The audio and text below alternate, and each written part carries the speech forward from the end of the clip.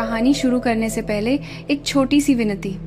अगर आपको हिंदी हॉरर कहानियाँ पसंद हैं तो चैनल को लाइक, सब्सक्राइब और कमेंट जरूर करें। आपका सपोर्ट ही हमें ऐसी और कहानियाँ लाने की ताकत देता है। गांव के उस किनारे पर जहां जमीन धीरे धीरे बस्ती से टूटकर सुनसान मिट्टी में बदल जाती थी, वहां एक पुराना श्मशान था। दिन के वक्त वह बस एक खाली जमीन लगता था, लेकिन रात होते ही उस जगह का रंग बदल जाता था।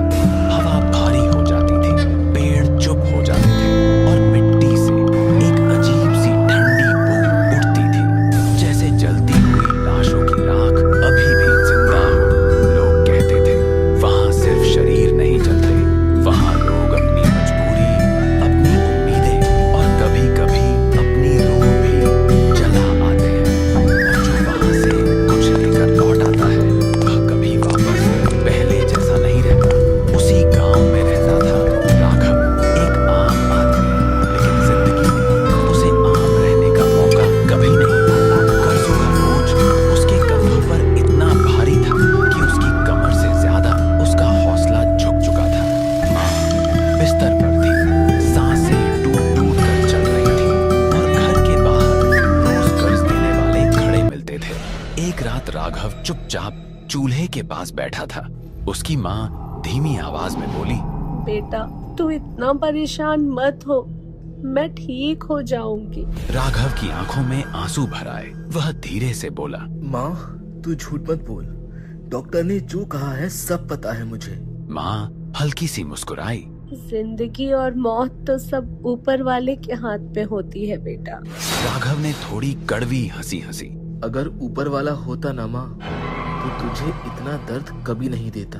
उस रात राघव के अंदर कुछ टूट गया। इंसान जब हर तरफ से हार जाता है तब सही और गलत का फर्क धीरे धीरे धुंधला पड़ने लगता है। अगली शाम गांव का एक बूढ़ा उसके पास आया।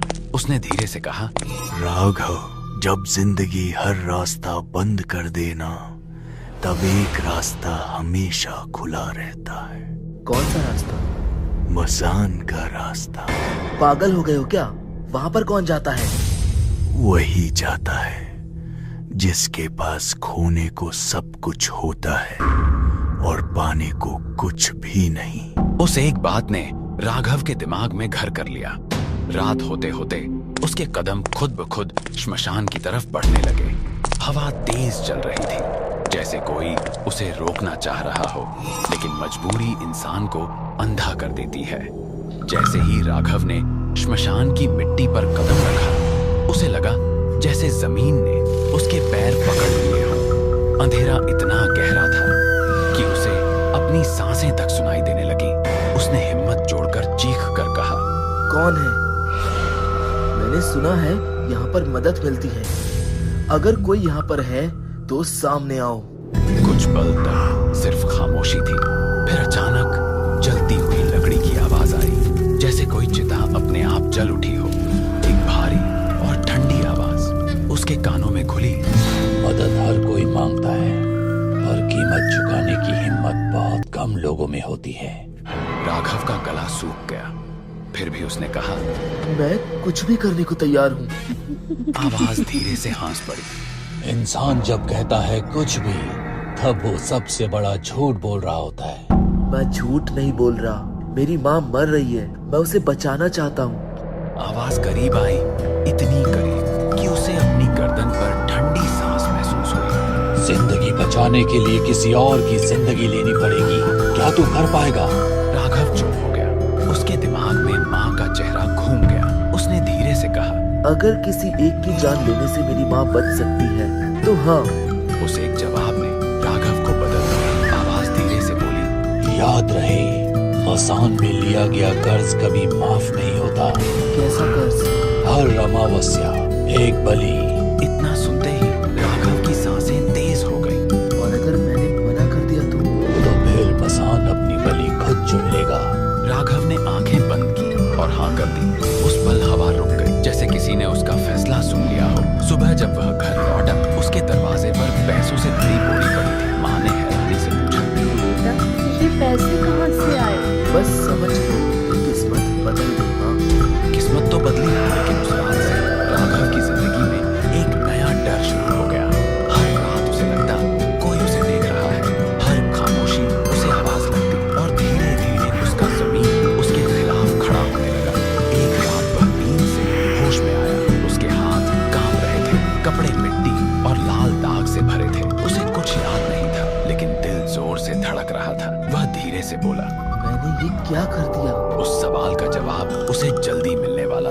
सुबह का सूरज निकल चुका था, लेकिन राघव के अंदर रात अभी भी जिंदा थी।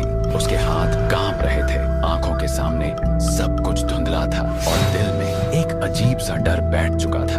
बिना वजह का डर। वह धीरे धीरे गांव के बाहर निकला और फिर उसकी नजर उस भीड़ पर पड़ी जहां लोग जमा हो रखे थे। एक आदमी चीख रहा था, अरे कोई देखो, रामदीप कल रात से घर नहीं आया और यहाँ ये क्या हाल हो गया इसका। राघव के कदम वहीं रुक गए। उसने धीरे से भीड़ के अंदर झांक कर देखा और उसका गला सूख गया। जमीन पर एक लाश पड़ी थी, आंखें खुली हुई, चेहरा डर से टेढ़ा और गले पर गहरे निशान, जैसे किसी ने जोर से दबाकर सांस रोकी हो। राघव के कान में एक आवाज गूंजी, हर अमावस्या एक बलि। उसके हाथ अपने आप कांपने लगे। उसने अपनी उंगलियों को देखा, जैसे वह पहचानने की कोशिश कर रहा हो।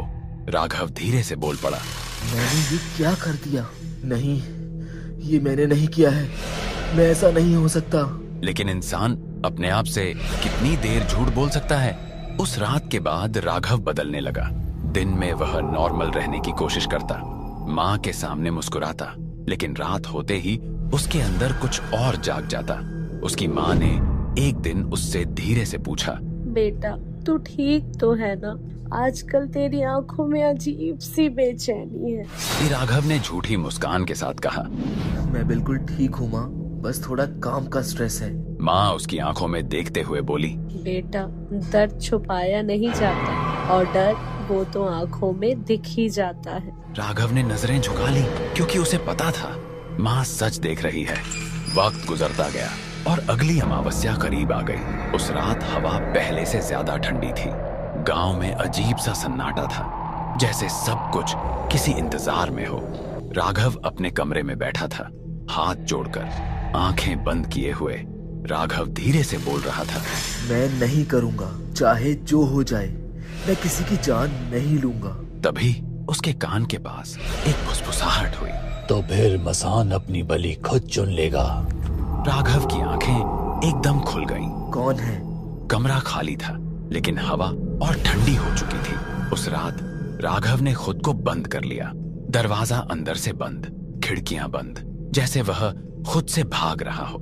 लेकिन कुछ चीजें दरवाजों से नहीं होती। रात धीरे धीरे गहरी होती गई और राघव की सांसें भारी होने लगी, जैसे कोई उसके अंदर घुस रहा हो। उसकी आंखों के सामने अंधेरा छा गया और फिर सब खत्म। सुबह जब उसकी आंख खुली तो वह अपने कमरे में नहीं था, वह श्मशान के बीच खड़ा था। उसके हाथ में मिट्टी लगी थी और सामने एक और लाश पड़ी थी। इस बार राघव के पास झूठ बोलने के लिए कुछ नहीं था। वह घुटनों के बल गिर गया। ये मैं हूँ, मैं ही कर रहा हूँ ये सब। तू नहीं, तेरा कर्ज कर रहा है। चुप हो जा, मैं इंसान हूँ, मैं तेरा कातिल नहीं हूँ। हर कातिल यही कहता है, जब तक वो खुद को पहचान न ले। राघव का दिमाग टूटने लगा था। दिन और रात का फर्क खत्म हो रहा था। उसे समझ नहीं आ रहा था कि कब वह अपने होश में होता है और कब वह किसी और के कंट्रोल में। गांव में लोगों का डर बढ़ता जा रहा था। हर अमावस्या कोई न कोई गायब हो जाता और लोग चुप रहने लगे। एक दिन गांव का वही बूढ़ा फिर राघव के पास आया। लगता है तूने मसान से सौदा कर लिया है। तुम्हें कैसे पता? बूढ़ा उसकी आंखों में देखते हुए बोला, क्योंकि तेरी आंखों में अब इंसानियत कम और अंधेरा ज्यादा दिख रहा है। मुझसे गलती हो गई, मैं ये सब नहीं करना चाहता था। मैं सिर्फ अपनी माँ को बचाना चाहता था। बूढ़ा ने ठंडी सांस भरी। मसान से जो लिया जाता है वो कभी बिना कीमत के नहीं मिलता और सबसे महंगी कीमत होती है अपना आप। राघव ने बेचैन होकर पूछा, कोई रास्ता नहीं है क्या इसे खत्म करने का? रास्ता है, लेकिन उस रास्ते पर चलने की हिम्मत बहुत कम लोगों में होती है। मैं करूँगा, चाहे जो हो जाए।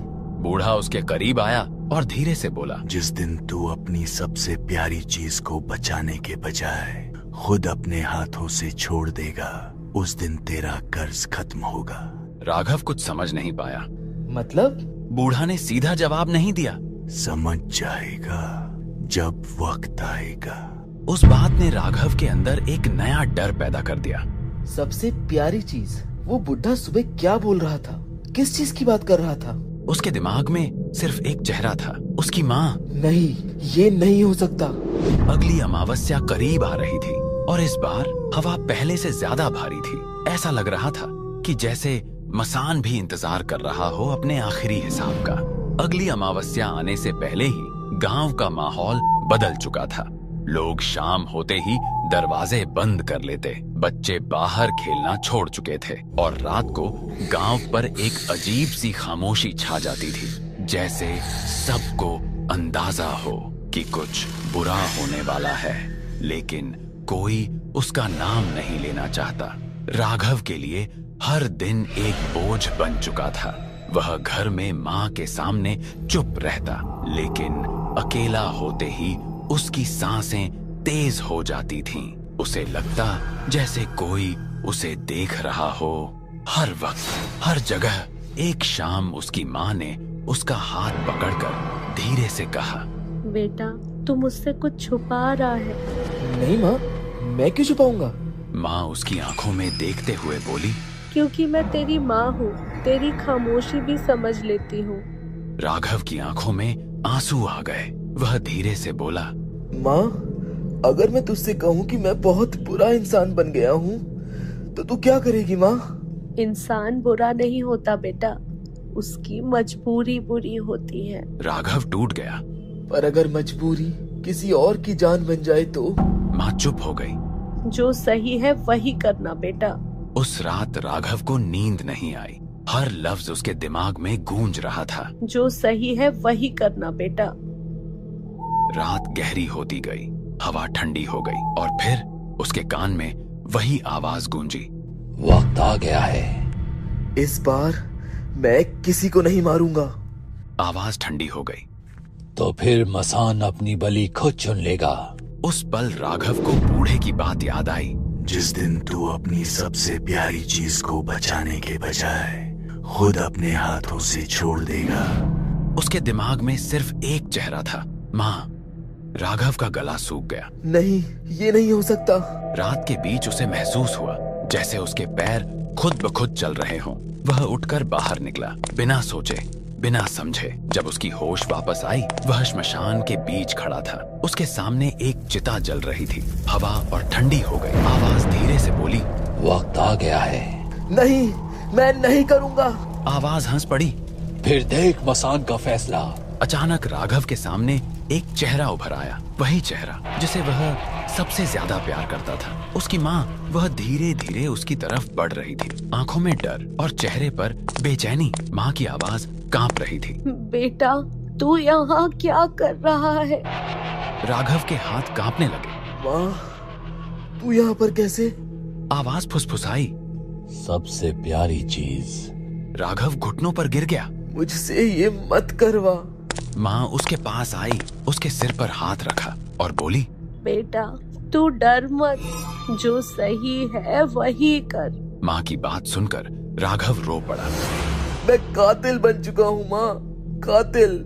माँ ने धीरे से कहा, इंसान गलती करता है बेटा, लेकिन अपनी गलती को रोकना सबसे बड़ा काम होता है। उस पल राघव को बूढ़े की बात का मतलब समझ आ गया। अगर उसे कर्ज खत्म करना था तो उसे अपनी सबसे प्यारी चीज छोड़नी होगी। उसने धीरे से माँ का हाथ छोड़ा और पीछे हट गया। राघव की आवाज टूट गई, माँ, मैं तुझे नहीं मारूंगा, चाहे जो हो जाए। उस पल हवा एकदम तेज हो गई। चिता की आग भड़क उठी। आवाज गूंजी, फिर कर्ज कभी खत्म नहीं होगा। राघव ने आंखें बंद करके कहा, नहीं हो पाएगा तो ना सही, पर मैं और खून नहीं करूंगा, चाहे मेरी माँ ही क्यों ना मर जाए। अचानक सब कुछ शांत हो गया। हवा रुक गई, आग धीरे धीरे बुझने लगी और फिर राघव ने महसूस किया जैसे उसके अंदर का बोझ हल्का हो गया हो। उसने आंखें खोली। उसकी माँ सामने खड़ी थी, लेकिन इस बार उसके चेहरे पर सुकून था। माँ धीरे से बोली, बेटा, आज तू जीत गया। माँ के इतना कहते ही आकाशवाणी हुई और श्मशान से आवाज आई कि राघव, तू अब तक समझा नहीं। तू ये समझता रहा कि तू अपनी माँ को बचाने के लिए दूसरों की जान ले रहा है, लेकिन असल में तू अपनी कमजोरी को बचाने के लिए कत्ल कर रहा था। ये कर्ज पैसे का नहीं था, ये कर्ज तेरे फैसलों का था। हर अमावस्या तू किसी और की सांसों को रोकता गया और सोचता रहा कि तू मजबूर है, लेकिन मजबूरी वो नहीं होती जहां इंसान के पास रास्ता ना हो। और तेरे पास हर रात एक रास्ता था रुक जाने का, लेकिन तूने हर बार कत्ल चुना। उस बूढ़े ने तुझे रास्ता बताया था राघव, अपनी सबसे प्यारी चीज छोड़ दे, लेकिन तू उस बात का मतलब समझ ही नहीं पाया। वह तुझे किसी और की बलि यानी तेरी माँ की बलि देने को नहीं कह रहा था, बल्कि वह तुझे तेरे अंदर के डर, तेरे मोह और तेरे स्वार्थ को छोड़ने को कह रहा था। मसान का कर्ज खून से नहीं, नीयत से चुकता होता है। जिस पल तू किसी और की जान लेने से इनकार कर देगा, उसी पल तेरा कर्ज खत्म हो जाएगा। फैसला अब तुझे करना है राघव, अपनी माँ को बचाने के लिए फिर किसी और को मारेगा या अपने पापों को यही खत्म करेगा। राघव चुप खड़ा था। उसकी सांसें तेज थीं, लेकिन पहली बार उसकी आंखों में डर नहीं, समझ दिख रही थी। आज तक वह अपनी मजबूरी के पीछे छुपकर जी रहा था, लेकिन आज उसे अपने फैसलों का सच दिख चुका था। मसाण की वह गूंजती हुई आवाज धीरे धीरे खामोशी में बदल गई, लेकिन उसके लफ्ज अभी भी हवा में तैर रहे थे, जैसे हर तरफ उसी का फैसला लिखा हो। अब रात और भी गहरी हो चुकी थी, हवा और भी ठंडी, और श्मशान पहले से ज्यादा जिंदा लग रहा था, क्योंकि इस बार बलि किसी और की नहीं, राघव के फैसले की होने वाली थी। अगली सुबह गांव वालों ने देखा श्मशान के बीच राघव बेहोश पड़ा था। उस दिन के बाद गांव से लोगों का गायब होना बंद हो गया, लेकिन राघव कभी पहले जैसा नहीं रहा। लोग कहते हैं उसने मसाण का कर्ज चुका दिया, लेकिन कुछ लोग यह भी कहते हैं कि हर अमावस्या की रात वह फिर श्मशान जाता है, चुपचाप, बिना आवाज के, और अंधेरे में बैठकर बस एक बात बोलता रहता है, मैं कातिल नहीं हूँ। हवा उसकी आवाज को अपने साथ ले जाती है, और श्मशान की मिट्टी आज भी चुपचाप उसका इंतजार करती है।